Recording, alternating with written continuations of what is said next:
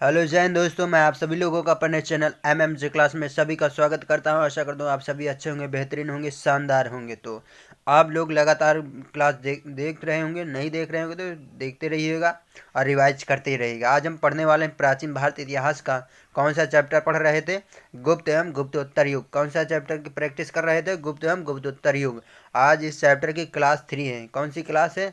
Class 3 है। आप लोग अभी तक न देखिए, देखिए, पूरी देखिए।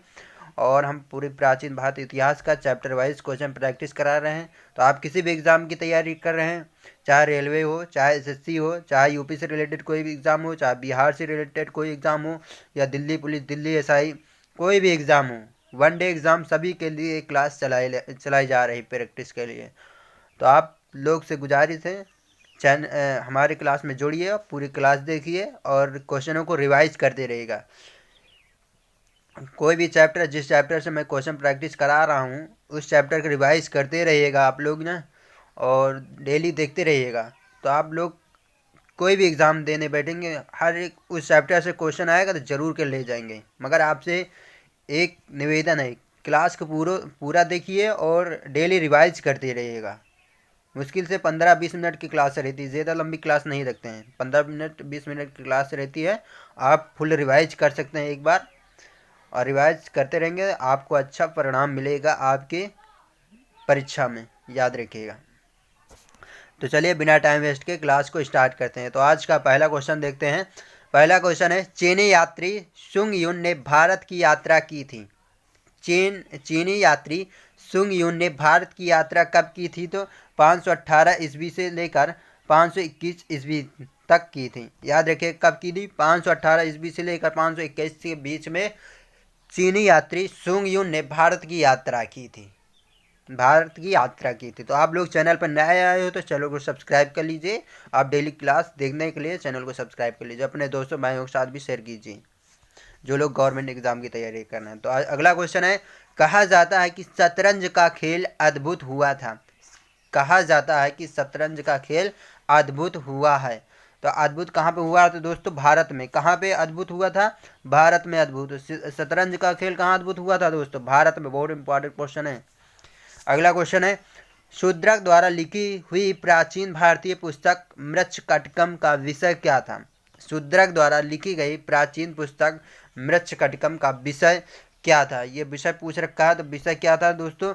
एक धनी व्यापारी एक गणिका की पुत्री की प्रेम गाथा थी। विषय क्या था? एक धनी व्यापारी और एक गणिका की पुत्री की प्रेम गाथा था। ये मृच्छकटिकम जो रचना है पुस्तक की, किसके द्वारा लिखी गई थी? शूद्रक द्वारा लिखी गई थी। याद रखिएगा, बहुत इंपॉर्टेंट क्वेश्चन है ये यार। अगला क्वेश्चन है, प्राचीन सांख्य दर्शन में किसका महत्वपूर्ण योगदान है? प्राचीन सांख्य जो दर्शन है, सांख्य एक दर्शन है, इसमें किसका महत्वपूर्ण योगदान है ये पूछ रखा है। तो किसका है महत्वपूर्ण योगदान? तो कपिल का है। किसका है दोस्तों? कपिल, महर्षि कपिल का है। किसका है? कपिल के। इनकी रचना की बात की जाए, इनकी रचना है सांख्य सूत्र। इनकी रचना क्या है? सांख्य सूत्र। याद रखिए, कभी कभार इनकी रचना जैसे पूछ ले आपसे तो बता देना, सांख्य सूत्र है। क्या है? सांख्य सूत्र नामक इनकी ग्रंथ है, रचना है। ठीक, याद रखिएगा। कपिल की कौन सी रचना है? सांख्य सूत्र।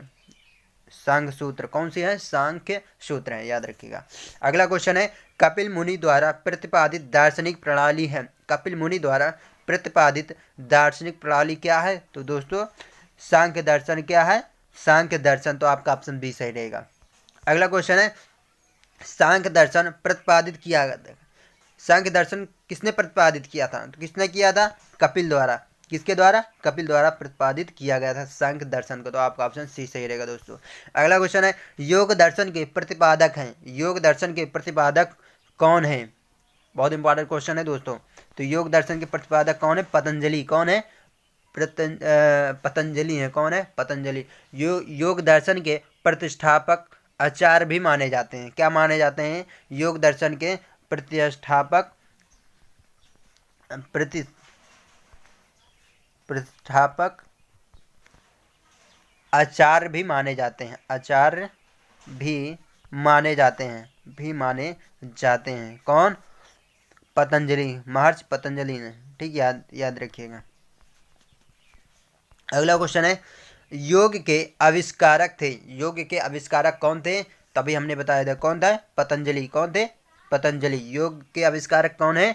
पतंजलि जी हैं। तो याद रखिएगा, आपका ऑप्शन सी सही रहेगा। अगला क्वेश्चन है, निम्नलिखित में से कौन एक अष्टांग योग का अंश नहीं है? बहुत आप लोगों को लगेगा ये क्वेश्चन कैसे है, मगर ये क्वेश्चन पूछे जाते दोस्तों, आए हुए क्वेश्चन है ये। हर एक अलग अलग एग्जामों में आए हुए क्वेश्चन है, याद रखिएगा। आप किसी भी एग्ज़ाम की तैयारी के सभी एग्ज़ामों के लिए क्लास आपके लिए फ़ायदेमंद होगी। हम उस उद्देश्य से चला रहे हैं, ना कि एक एग्ज़ाम को लेकर चला रहे हैं। ये सभी एग्ज़ामों को देखते हुए हम ये चैप्टर वाइज प्रैक्टिस करा रहा हूँ, याद रखिएगा। तो आपसे गुजारिश से निवेदन है, आप चैनल पर नए हैं तो चैनल को सब्सक्राइब कर लीजिए, लगातार क्लास पाने के लिए, देखने के लिए अपने दोस्तों भाइयों के साथ भी शेयर कीजिए। अब पूरा क्लास देखिए, पूरी पूरी क्लास देखिए, ज़्यादा लंबी क्लास नहीं रहती, 17 या 20 मिनट के आसपास लगभग क्लास रहती है, याद रखिएगा। तो क्या पूछ रखा है? अगला क्वेश्चन है, 9वां क्वेश्चन है, निम्नलिखित में से कौन एक अष्टांग योग का अंश नहीं है? अष्टांग योग का अंश नहीं है, ये पूछ रखा है। तो कौन सा नहीं है दोस्तों? अनुस्मृति। कौन सा नहीं है? अनुस्मृति। कब पूछ लेगा? अष्टांग योग का अंश है तो प्रत्याहार है, ध्यान है, धारणा है, ये सब इसका अंश है, और ये नहीं है, याद रखिए। तो आप कौन सा नहीं है? अनुस्मृति। तो आपका ऑप्शन ए सही रहेगा। अगला क्वेश्चन है, महाभाष्य के लेखक पतंजलि समसामयिकी थे। महाभाष्य के लेखक पतंजलि समसामयिकी थे, ये पूछ रखा है। तो याद रखिए क्या थे? पुष्यमित्र शुंग के, पुष्यमित्र शुंग के ये पतंजलि समायिकी थे, समसामयिकी थे, याद रखिएगा। ये शुंग वंश के संस्थापक शासक पुष्यमित्र शुंग के समकालीन थे। किसके समकालीन थे? तो याद रखिए, पुष्यमित्र का शुंग के कार्यकाल इनका देख लीजिए, तो इनका 184 से लेकर 148 ईसा पूर्व, 184 ईसा पूर्व से लेकर 148 ईसा पूर्व माना जाता है, याद रखेंगे इनका समय। ठीक है, ये शुंग वंश के संस्थापक माने जाते। कौन? पुष्यमित्र शुंग, याद रखिएगा। पूछा जाए शुंग वंश के संस्थापक कौन है, तो पुष्यमित्र शुंग है। कौन है? पुष्यमित्र शुंग है। ये पतंजलि किसके समकालीन रहते थे? तो पुष्यमित्र शुंग के समकालीन रहते थे। ऐसे भी क्वेश्चन पूछ सकता है, तो आप याद रखिएगा। अगला क्वेश्चन है, नव्य न्याय संप्रदाय के संस्थापक कौन थे? नव्य न्याय संप्रदाय स्कूल के संस्थापक कौन थे? याद रखिएगा कौन थे? ये आपके गंगेश। कौन है? गंगेश भी थे, और साथ में उद्यान भी थे। ये दोनों लोगों ने मिलकर नव्य न्याय संप्रदाय के संस्थापक की थे। तो आपका ऑप्शन कहीं कहीं ऑप्शन में और दे देगा, बढ़ाएगा बी एंड डी। तो आपका ऑप्शन बी एंड डी सही रहेगा। ठीक है, याद रखिएगा, ये ऑप्शन कोई भी हो सकता है, ए भी हो सकता है, सी भी हो, डी कुछ भी हो सकता है, मगर आप नाम याद रखिएगा, गंगेश और उद्यान। नव्य न्याय संप्रदाय के संस्थापक कौन है? गंगेश है और उद्यान है, याद रखिएगा। अगला क्वेश्चन है, केवल प्रत्यक्ष प्रमाण को कौन स्वीकार करता है? केवल प्रत्यक्ष प्रमाण को कौन स्वीकार करता है दोस्तों? तो चार्वाक। कौन? चार्वाक। चार्वाक स्वीकार करते हैं, याद रखिएगा। अगला क्वेश्चन है, अधोलिखित में से कौन एक चार्वाक के अनुसार सर्वोच्च मूल है? सर्वोच्च मूल है, तो क्या मूल है? काम। क्या है दोस्तों? काम। तो आपका ऑप्शन सी सही रहेगा। अगला क्वेश्चन है दोस्तों, चार्वाक दार्शनिक प्रणाली है। चार्वाक दार्शनिक प्रणाली है, क्या कौन सी दार्शनिक प्रणाली है? तो लोकायत प्रणाली भी कहलाती थी। लोकायत प्रणाली भी कहलाती थी। चार्वाक दार्शनिक प्रणाली क्या कहलाती थी? लोकायत प्रणाली भी कहलाती थी। तो आपका ऑप्शन ए सही रहेगा। अगला क्वेश्चन है, न्याय दर्शन को प्रचारित किया था। न्याय दर्शन को प्रचारित किया था, तो किसने प्रचारित किया था या दोस्तों? गौतम ने। किसने? गौतम ने। न्याय दर्शन को किसने प्रचारित किया था? गौतम ने प्रचारित किया। तो आपका ऑप्शन भी सही रहेगा। अगला क्वेश्चन है, न्याय दर्शन के संस्थापक या प्रवर्तक थे। न्याय दर्शन के संस्थापक या प्रवर्तक कौन थे? तो याद रखिए गौतम है। कौन है? गौतम है। तो आपका ऑप्शन सी सही रहेगा। ये याद रखिएगा, नव्य और न्याय के कौन था? गंगेश और उद्यन थे, और न्याय दर्शन के संस्थापक कौन थे? गौतम। संस्थापक या प्रवर्तक पूछ ले जाए, ठीक, तो गौतम है। कौन है? गौतम। तो आपका ऑप्शन सी सही रहेगा।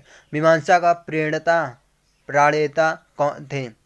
मीमांसा के प्रणेता थे, तो कौन थे? याद रखिएगा, जैमिनी। कौन थे? जैमिनी। तो आपका ऑप्शन डी सही रहेगा दोस्तों। अगला क्वेश्चन है, कर्म का सिद्धांत संबंधित है। कर्म का सिद्धांत संबंधित है। किससे संबंधित है? मीमांसा से। किससे संबंधित है? मीमांसा। तो आपका ऑप्शन बी सही रहेगा। अगला क्वेश्चन है दोस्तों, निम्न में से किस दर्शन का मत है कि वेद शाश्वत सत्य है? निम्न में से किस दर्शन का मत है कि वेद शाश्वत सत्य है? तो याद रखिएगा मीमांसा का। मीमांसा का किस मत का, किस दर्शन का मत है कि वेद शाश्वत है? तो मीमांसा दर्शन का मत है, याद रखिएगा। आपका ऑप्शन सी सही रहेगा। अगला क्वेश्चन है, अपूर्व का सिद्धांत संबंधित है। अपूर्व का सिद्धांत संबंधित है तो मीमांसा से। किससे संबंधित है दोस्तों? अपूर्व का सिद्धांत मीमांसा से संबंधित है। अगला क्वेश्चन है, निम्न में से किस भारतीय दर्शन ने परमाणु सिद्धांत का प्रतिपादन किया था? किस भारतीय दर्शन ने परमाणु सिद्धांत का प्रतिपादन किया था? दोस्तों किसने प्रतिपादन किया था? तो वैशेषिक। वैशेषिक ने। किसने? वैशेषिक ने प्रतिपादन किया था। आपका ऑप्शन डी सही रहेगा दोस्तों। वैशेषिक दर्शन के अनुसार सृष्टि का निर्माण अणु से होता है। वैशेषिक दर्शन के अनुसार ये स्पष्ट होता है कि सृष्टि का निर्माण जो हुआ है अणु से हुआ है। किससे होता है? अणु से होता है। महर्षि कणाद इस दर्शन के प्रवर्तक हैं। कौन से दर्शन के? वैश्विक। याद रखिएगा, वैश्विक दर्शन लिख लीजिएगा। वैश्विक, ये पूछ सकता है आपसे, वैश्विक दर्शन के प्रवर्तक कौन है? प्रवर्तक कौन है? तो याद रखिएगा, दर्शन के प्रवर्तक। प्रवर्तक कौन है दोस्तों? महर्षि कणाद। कौन है? महर्षि कणाद।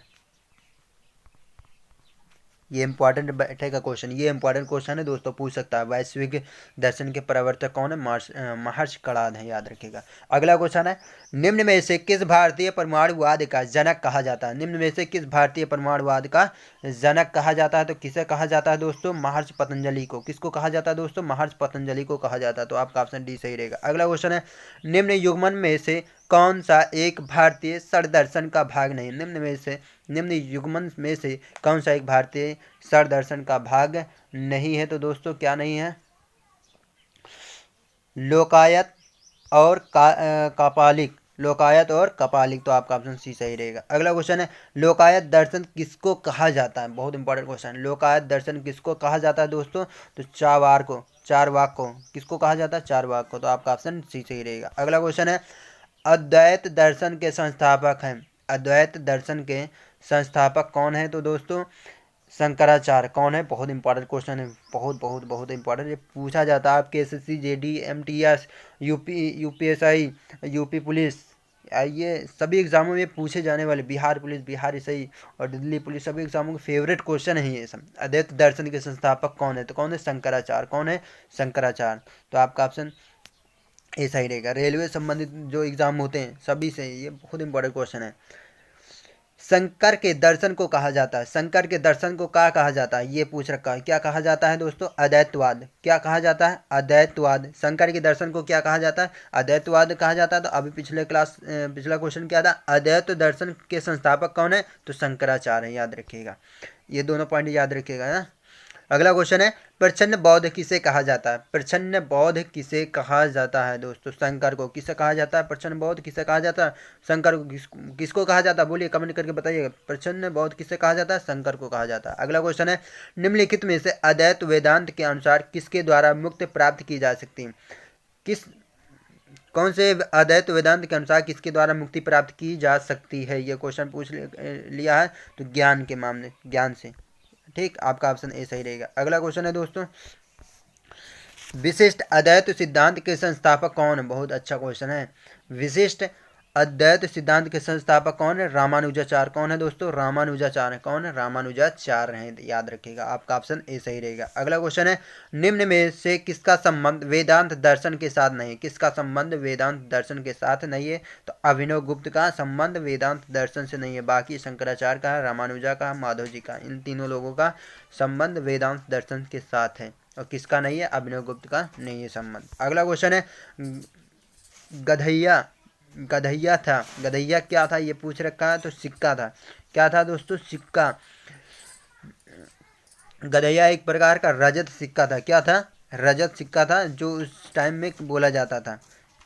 गधैया को सिक्का को क्या बोला जाता है? गधैया एक रजत सिक्का है। कौन सा है? रजत सिक्का, याद रखिएगा, लिख लीजिएगा, रजत सिक्का है।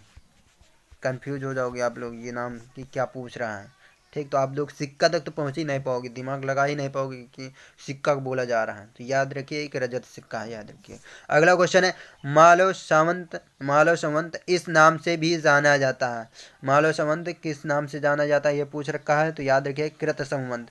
कृत संवत को मालव संवत भी के नाम से जाना जाता है, याद रखिएगा। अगला क्वेश्चन है, एक चालुक अभिलेख की तिथि के अंकन में एक में शक संवत का वर्ष 556 दिया हुआ है, इसका तुल्य वर्ष क्या होगा? इसका तुल्य वर्ष पूछ रहा है, तो क्या होगा दोस्तों?